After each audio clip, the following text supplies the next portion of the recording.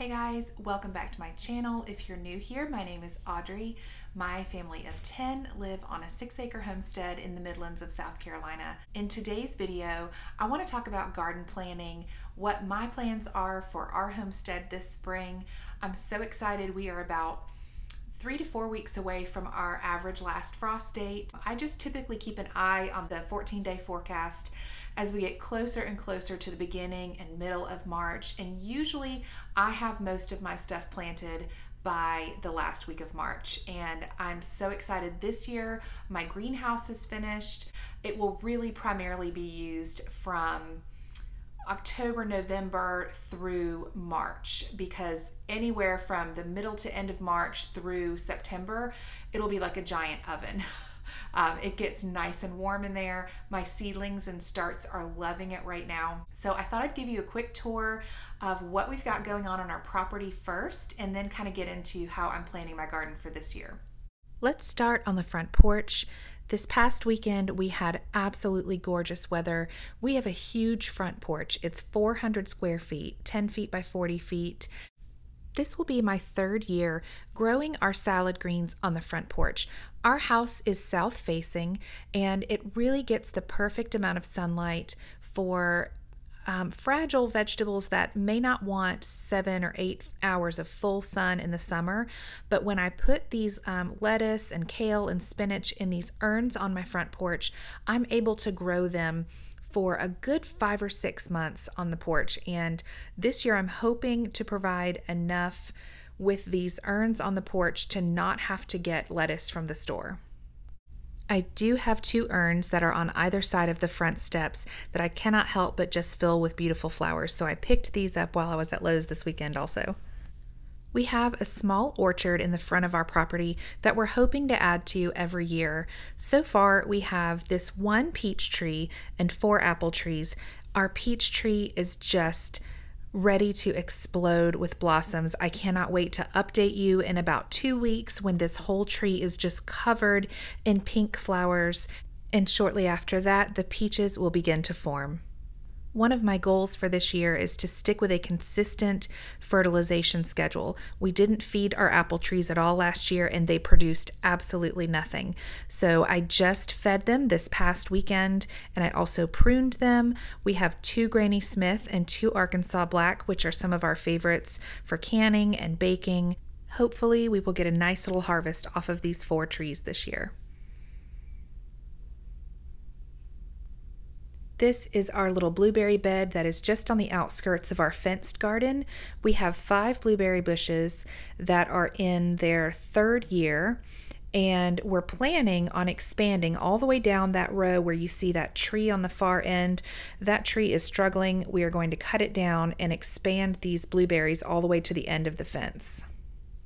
This is our main growing space.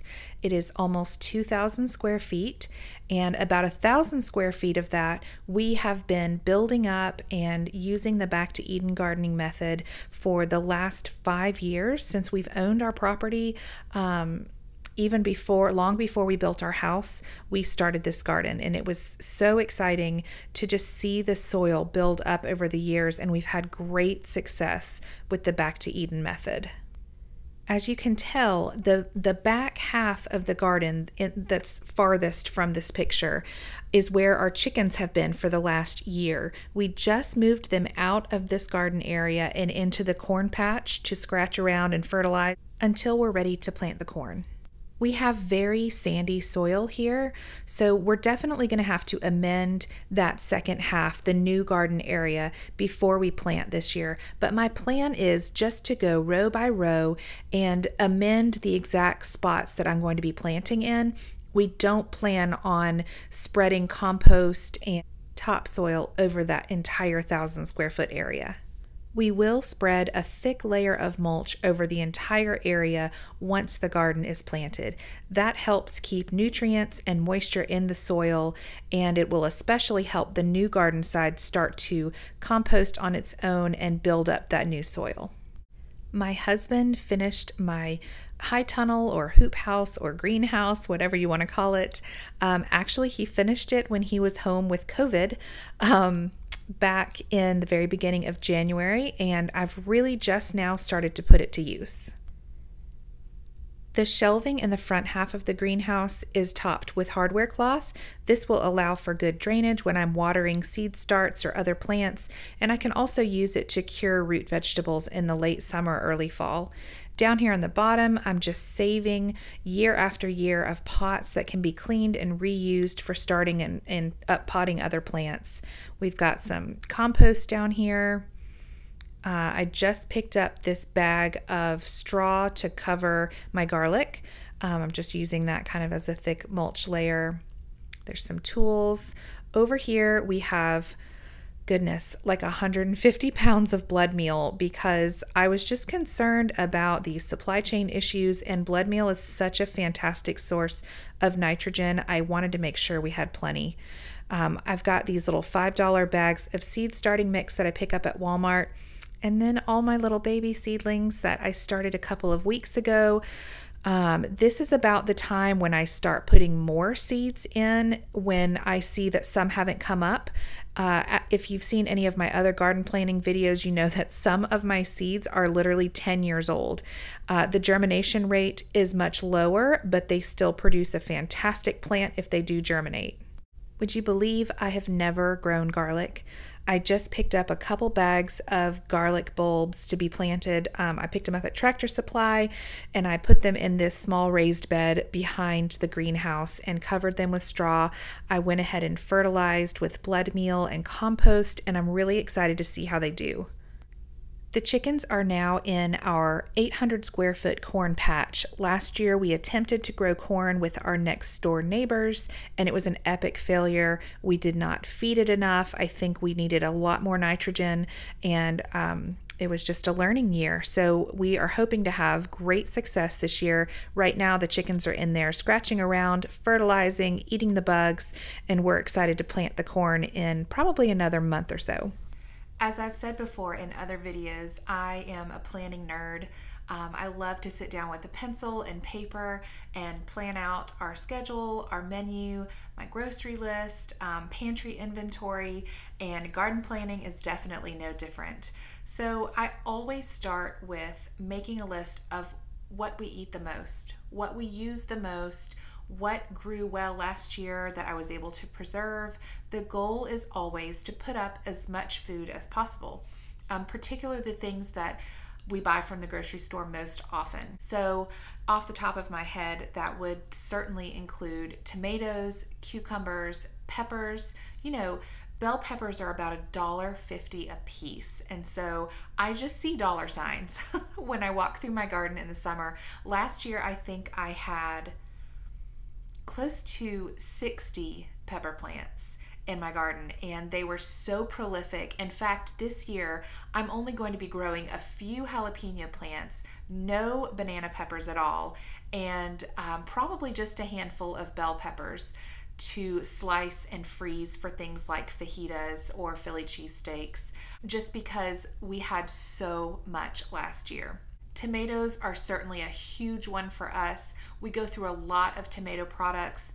I discovered a few years ago that it's best for me to just roast the tomatoes. I'll cut them in half or in quarters, roast them to get rid of a good bit of the water inside, and then just buzz them up in the immersion blender or in the regular blender or food processor, and then can it just like that. I don't add anything at all to it.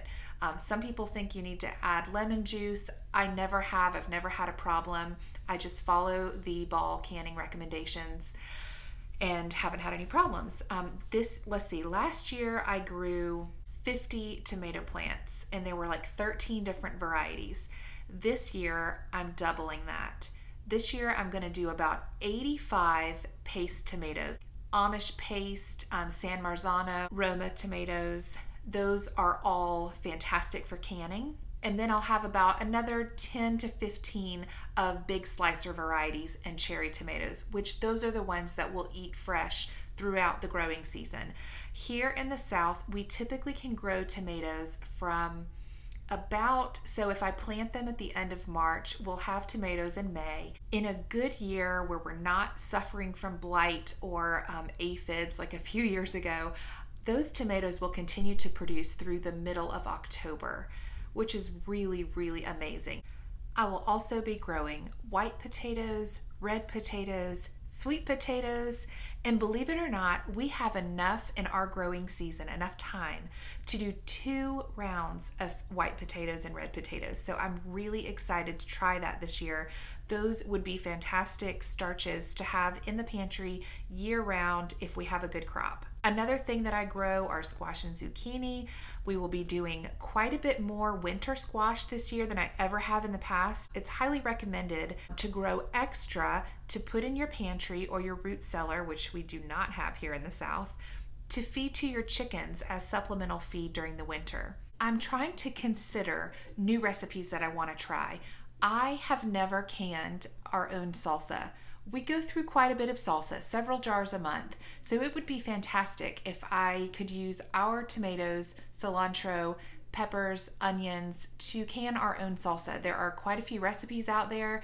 I've heard that the one in the Ball Canning book is wonderful, so we're going to give that a try. Last year my goal was to grow a year's worth of bulb onions. I planted enough, but the harvest was small. I think, again, last year the overarching theme was under fertilizing the things that really needed fertilization. The onions and the corn were severely under fertilized, so I'm hoping this year to grow a year's worth of onions. And what I plan to do with that is, like I just said, do some salsa. I plan to slice and dice quite a bit and vacuum seal them and freeze them because we go through a lot of onions, probably at least three or four a week, sometimes more. Last year I dehydrated some of my smaller ones and ground it up into onion powder, which was fantastic. I would love to do that again, but believe it or not, you need a lot of onions to produce even a little bit of onion powder. So that's not necessarily ideal since I can get a really big container of onion powder at Sam's for about $8. But I also would love to try onion jam this year, which is something that you can. It's really just caramelized onions that you can and put on the shelf in the pantry. We love caramelized onions. We'll use them in quesadillas or on pizza or even with a breakfast casserole or a quiche. So I'm excited to try that. Another new one that I want to try this year is pineapple zucchini. When our zucchini plants are going crazy and we have zucchini coming out of our ears and we have no idea what else we're going to do with it because we've made all the zucchini things and we're kind of tired of it, I have seen many homesteaders, they peel it so there's no green skin left on them, and then they cube it up into like pineapple chunk sizes, and then they pressure can it in pineapple juice and they call it pineapple zucchini. And I have heard that the texture and the flavor is pretty phenomenal and that it's a really great thing to do with your excess zucchini, which if you plant zucchini, you probably have excess zucchini at some point in your growing season. One last thing that I want to mention is seed saving. So all of the seeds that we use are either organic or they are heirloom or even both. But if you are a gardener, then you know that the last couple of years since the beginning of COVID, seeds have been a little harder to find. So my goal for this year is to really put a lot of focus in to seed saving our favorite varieties of tomatoes and cucumbers and squash and peppers, particularly the things that are easy to save the seeds from. I would definitely encourage you to just look at your goals for this year as you start to plan. I know everyone's zones are different. Someone commented on my most recent Instagram post that they don't ever even think about planting until after Mother's Day because they are in the Chicago area and they don't warm up until much later in the season. So check out the Farmer's Almanac online if you aren't familiar with your last average frost date, and just keep an eye on the forecast. But now is the time to be collecting your supplies, your seed trays and seeds, starting mix. Let me know in the comments section what you're growing this year. Are you doing anything differently? Are you growing for the first time? Do you plan on just eating fresh out of your garden, or do you plan on putting up for your family? Either way, it is an exciting time of the year. The weather is beautiful. And I really look forward to taking you along on weekly garden tours and trying out new recipes and new canning projects. Thanks for watching.